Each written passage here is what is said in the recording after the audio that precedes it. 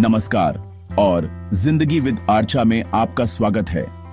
आज हम एक ऐसे सप्लीमेंट के बारे में बात करने जा रहे हैं जिसका नाम आपने जिम में या फिटनेस की दुनिया में जरूर सुना होगा, क्रिएटिन। बहुत से लोग इसे लेकर थोड़ा उलझन में रहते हैं। क्या यह सिर्फ बॉडी बिल्डर्स के लिए है? क्या यह सुरक्षित है? तो चलिए आज हम इन सभी सवालों के जवाब आसान भाषा में समझते हैं।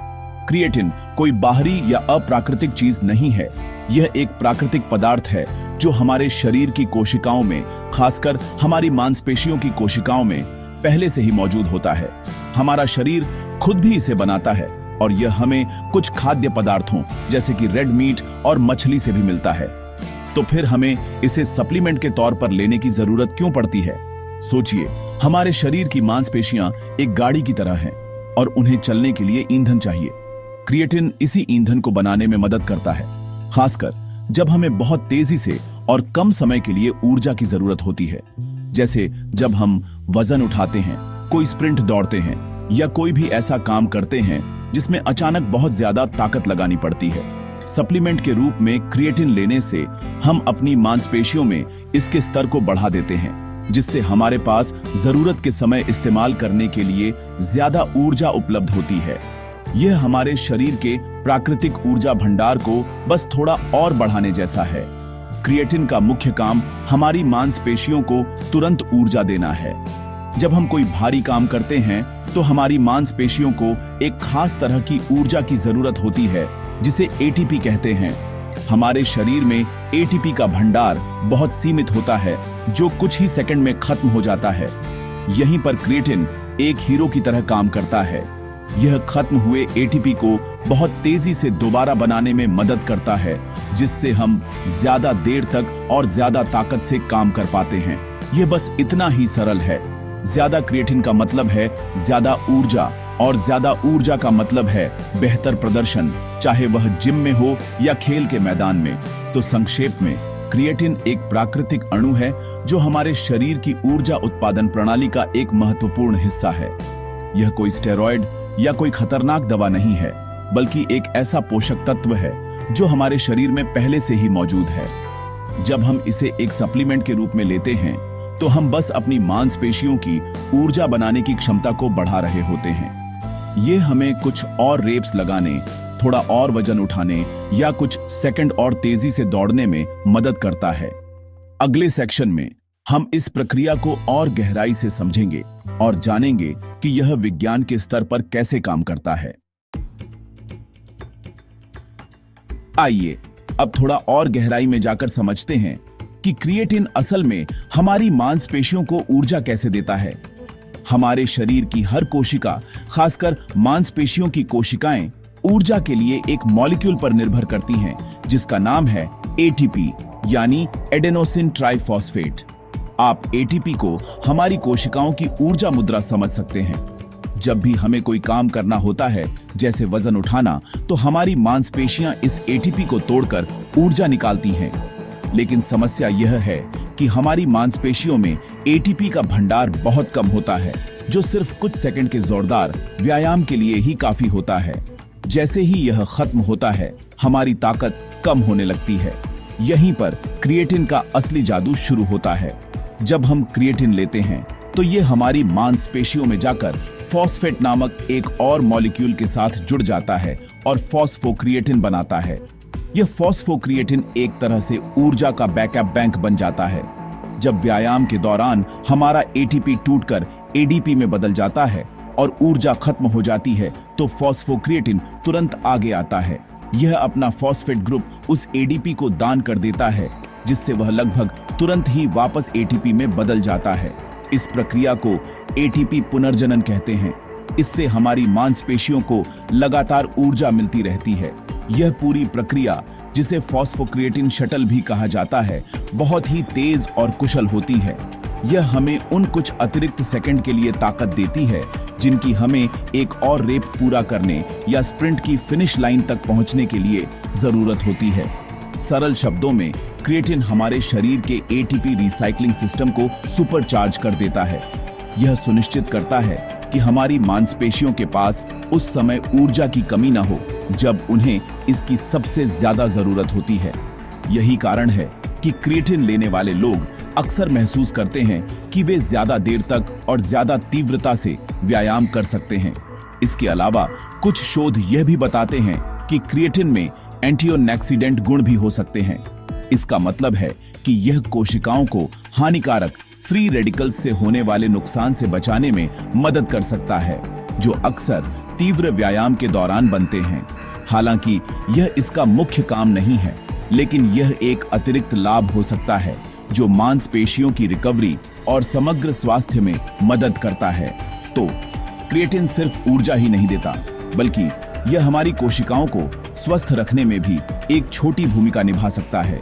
यह विज्ञान हमें बताता है कि क्रिएटिन क्यों इतना प्रभावी सप्लीमेंट है।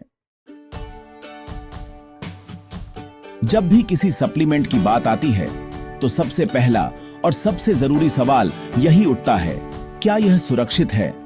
क्रिएटिन के मामले में जवाब बहुत स्पष्ट है। सैकड़ों वैज्ञानिक अध्ययनों और दशकों के उपयोग के बाद क्रिएटिन को सबसे सुरक्षित और सबसे ज्यादा शोध किए गए खेल सप्लीमेंट्स में से एक माना जाता है।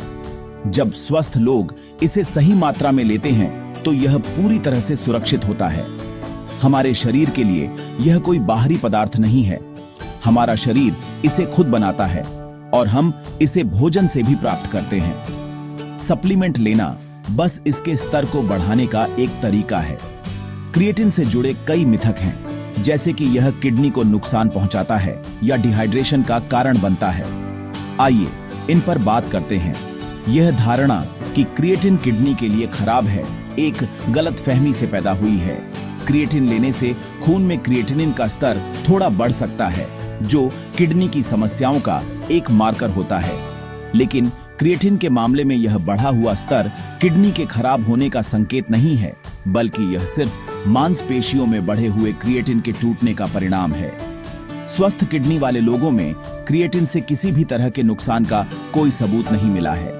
इसी तरह यह कहा जाता है कि क्रिएटिन शरीर में पानी की कमी यानी डिहाइड्रेशन और मांसपेशियों में ऐंठन का कारण बनता है। यह भी सच नहीं है। वास्तव में क्रिएटिन इसका उल्टा काम करता है।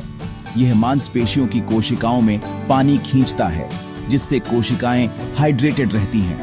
यह प्रक्रिया, जिसे सेल वॉल्यूमाइजेशन कहते हैं, वास्तव में मांसपेशियों की वृद्धि के लिए फायदेमंद हो सकती है। अध्ययनों ने बार बार दिखाया है कि क्रिएटिन का उपयोग करने वाले एथलीटों में डिहाइड्रेशन या ऐंठन की समस्या उन लोगों की तुलना में ज्यादा नहीं होती जो इसे नहीं लेते हैं, बशर्ते वे पर्याप्त पानी पी रहे हों। हालांकि यह ध्यान रखना जरूरी है कि सुरक्षा सही मात्रा पर निर्भर करती है। आमतौर पर प्रतिदिन 3 से 5 ग्राम की खुराक को लंबे समय तक लेने के लिए सुरक्षित और प्रभावी माना जाता है। कुछ लोग लोडिंग फेज से शुरुआत करते हैं, लेकिन यह जरूरी नहीं है। बहुत ज्यादा मात्रा में कुछ भी लेना हानिकारक हो सकता है और क्रिएटिन भी इसका अपवाद नहीं है। कुछ लोगों को शुरुआत में पेट में हल्की परेशानी या सूजन महसूस हो सकती है, लेकिन यह आमतौर पर अस्थायी होता है और खुराक को कम करने या इसे भोजन के साथ लेने से ठीक हो जाता है। कुल मिलाकर विज्ञान स्पष्ट रूप से बताता है कि क्रिएटिन एक सुरक्षित दांव है। तो मान लीजिए आप क्रिएटिन लेना शुरू करते हैं। 1 महीने तक रोजाना इसे लेने के बाद आप अपने शरीर में क्या बदलाव देखने की उम्मीद कर सकते हैं? सबसे पहला और सबसे ध्यान देने योग्य बदलाव आपके वजन में हो सकता है।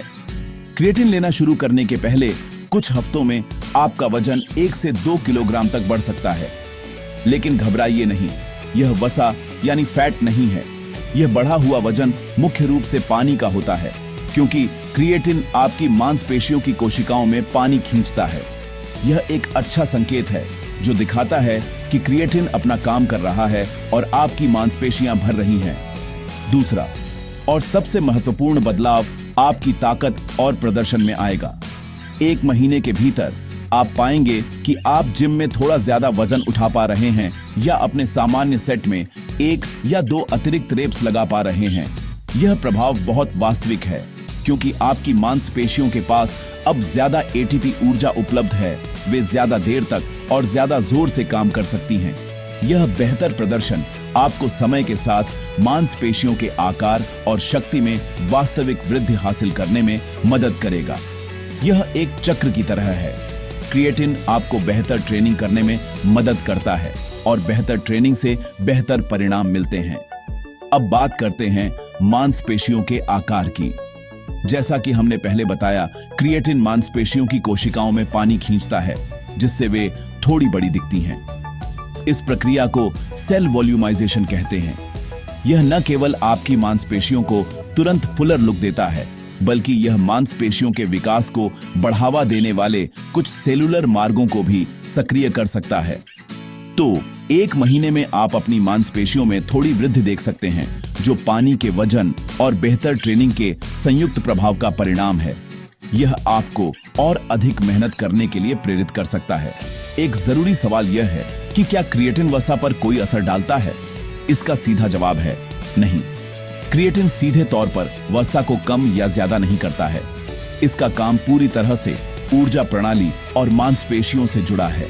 हालांकि बेहतर प्रदर्शन और बढ़ी हुई मांसपेशियों के कारण आपका मेटाबॉलिज्म थोड़ा बढ़ सकता है, जो लंबे समय में वसा प्रबंधन में मदद कर सकता है। लेकिन क्रिएटिन खुद फैट बर्नर नहीं है। इसी तरह क्रिएटिन आपके हार्मोन के स्तर जैसे टेस्टोस्टेरोन को प्रभावित नहीं करता है। यह एक सुरक्षित और केंद्रित सप्लीमेंट है जो सिर्फ अपना काम करता है, ऊर्जा और शक्ति प्रदान करना। अब जब हम क्रिएटिन के फायदों और सुरक्षा के बारे में जान चुके हैं, तो आइए बात करते हैं कि इसे लेने का सही तरीका क्या है।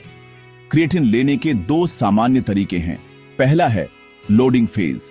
इसमें आप पहले 5 से 7 दिनों के लिए दिन में लगभग 20 ग्राम क्रिएटिन लेते हैं, जिसे 4 या 5 छोटी खुराकों में बांटा जाता है। इसका उद्देश्य आपकी मांसपेशियों को क्रिएटिन से जल्दी से भरना है।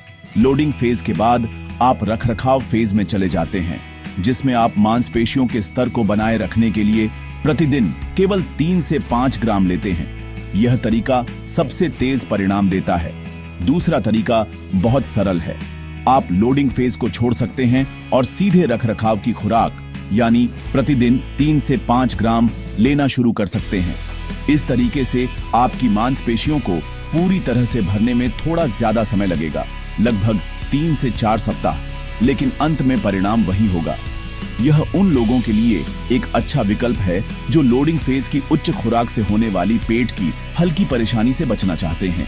क्रिएटिन को कब लेना है, इसका कोई सख्त नियम नहीं है, लेकिन इसे कार्बोहाइड्रेट युक्त भोजन के साथ या अपने वर्कआउट के बाद प्रोटीन शेक में मिलाकर लेने से इसका अवशोषण बेहतर हो सकता है। हालांकि क्रिएटिन अधिकांश स्वस्थ लोगों के लिए सुरक्षित है, फिर भी कुछ लोगों को सावधानी बरतनी चाहिए। यदि आपको पहले से ही किडनी या लिवर की कोई बीमारी है, तो आपको क्रिएटिन लेने से पहले हमेशा अपने डॉक्टर से सलाह लेनी चाहिए, क्योंकि शरीर क्रिएटिन को प्रोसेस करने के लिए इन अंगों का उपयोग करता है। इसलिए पहले से मौजूद समस्या वाले लोगों के लिए अतिरिक्त सावधानी बरतना जरूरी है। गर्भवती या स्तनपान कराने वाली महिलाओं और 18 वर्ष से कम उम्र के किशोरों को भी इसके उपयोग से बचना चाहिए, क्योंकि इन समूहों पर इसके प्रभावों पर पर्याप्त शोध नहीं हुआ है। अंत में यह समझना महत्वपूर्ण है कि क्रिएटिन कोई जादुई गोली नहीं है। यह तभी सबसे अच्छा काम करता है जब इसे एक स्वस्थ आहार और नियमित व्यायाम कार्यक्रम के साथ जोड़ा जाता है। यह आपकी मेहनत को और अधिक प्रभावी बनाने का एक उपकरण है, आपकी मेहनत का विकल्प नहीं। तो अगर आप अपनी ताकत, प्रदर्शन और मांसपेशियों की वृद्धि को एक सुरक्षित और वैज्ञानिक रूप से सिद्ध बढ़ावा देना चाहते हैं, तो क्रिएटिन एक बेहतरीन विकल्प हो सकता है। यह दुनिया के सबसे प्रभावी सप्लीमेंट्स में से एक है और सही तरीके से उपयोग किए जाने पर यह आपके फिटनेस लक्ष्यों तक पहुंचने में आपकी बहुत मदद कर सकता है।